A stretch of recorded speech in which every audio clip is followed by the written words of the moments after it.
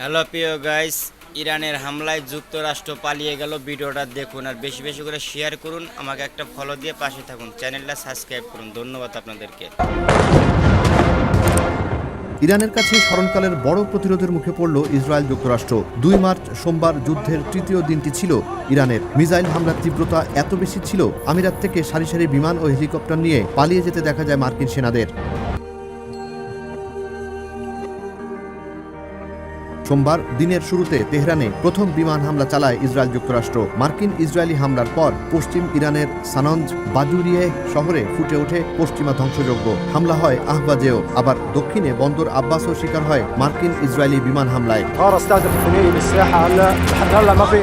তবে মার্কিন ইসরায়েল বিমান হামলার তুলনায় ইরানের প্রতিউত্তর ছিল খুবই ভয়াবহ। ইসরায়েলি আকাশ প্রতিরক্ষা ব্যবস্থা ভেদ করে নির্দিষ্ট লক্ষ্যে হামলে পড়ে ইরানি মিসাইলগুলো। ইসরায়েল ভূখণ্ডে মিসাইল পড়ার সময় ভয়ে পড়িমড়ি করে দৌড়াতে দেখা যায় ফিলিস্তিনের দখলদার ইসরায়েলিদের। রাজধানী তেল আবিবে জরুরি সেবা দিতে বের হতে দেখা যায় অনেক পুলিশ, ফায়ার সার্ভিস ও অ্যাম্বুলেন্সকে, যা প্রমাণ করে বিশেষভাবে আক্রান্ত হওয়ার। তৃতীয় দিনের অন্যতম ঘটনা ছিল মার্কিন ফাইটার জেট বিধ্বস্তের। ইরানি মিসাইলে কুয়েতের আকাশে বিধ্বস্ত হয় তিনটি মার্কিন F-15 ফাইটার জেট। পাশাপাশি বড় হামলা হয় কুয়েতে মার্কিন দূতাবাসে। হামলার ভয়াবহতায় বন্ধ করে দেওয়া হয় কুয়েতের মার্কিন দূতাবাস। সূত্র জানায়, সস্তা শাহেদ 136 ড্রোন দিয়ে হামলা চালানো হয় কুয়েতে অবস্থিত মার্কিন দূতাবাসে। ইরানের কয়েকটি বড় হামলার শিকার হয় বাহরাইনে অবস্থিত মার্কিনীদের পঞ্চম নৌবহর। একের পর এক মিসাইল হামলায় গুড়িয়ে যায় মার্কিন পঞ্চম নৌবহরের স্থাপনাগুলো। শুধু নৌঘাটির স্থাপনা নয়, এর রসদ সরবরাহের সংশ্লিষ্ট বাহরাইন অ্যালুমিনিয়াম কারখানাও পরিণত হয় ইরানি ড্রোনের লক্ষ্যবস্তুতে। স্যাটেলাইট চিত্রে দেখা যায় বাহরাইনের মানামায় অবস্থিত মার্কিন নৌবাহিনীর পঞ্চম নৌবহরের সদর দফতরে থাকা দুটি স্যাটেলাইট টার্মিনাল ধ্বংস হয় ইরানি মিসাইলে। বাহরাইনের পাশাপাশি মধ্যপ্রাচ্যে মার্কিনীদের অন্যতম প্রধান পৃষ্ঠপোষক সৌদি আরবও শিকার হয় ইরানের ভয়াবহ হামলায়। সৌদি আরবের রিয়াদে বিলাসবহুল হায়াত রিজেন্সি হোটেলও আক্রান্ত হয় ইরানি মিসাইলে। ইরানের দাবি, এখানে ঘাঁটি গেড়েছিল আমেরিকার গোয়েন্দা কর্মকর্তারা। কম দামি শাহেদ ড্রোনের কবলে পড়ে পৃথিবী বিখ্যাত তেল স্থাপনা। হামলার তীব্রতায় বন্ধ করা হয় সৌদি আরামকোর রাস তানুরা রিফাইনারির সব কার্যক্রম।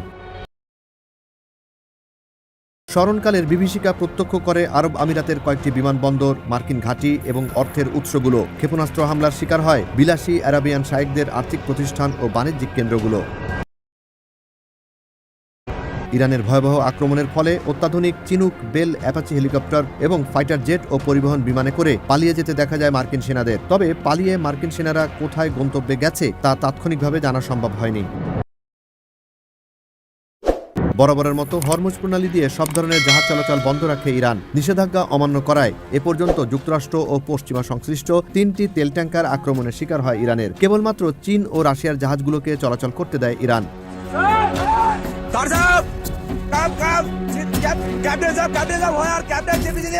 ইসরায়েল যুক্তরাষ্ট্র এবং পশ্চিমাদের পদলেহনকারী আরব দেশগুলোর এমন শোচনীয় অবস্থায় সোমবার তেমন কোনো উচ্চবাচ্য করতে দেখা যায়নি পশ্চিমাদের। মার্কিন প্রেসিডেন্ট ডোনাল্ড ট্রাম্পকেও দেখা যায় বিমর্ষ অবস্থায়। প্রেসিডেন্টের হেলিকপ্টার থেকে নেমে বাসায় যাওয়ার সময় সাংবাদিকরা ট্রাম্পকে জিজ্ঞাসা করেন, ইরানে হামলার পেছনে উদ্দেশ্য কি। কোনো উত্তর না দিয়ে সাংবাদিকদের সামনে দিয়ে চলে যেতে দেখা যায় মার্কিন প্রেসিডেন্ট ডোনাল্ড ট্রাম্পকে।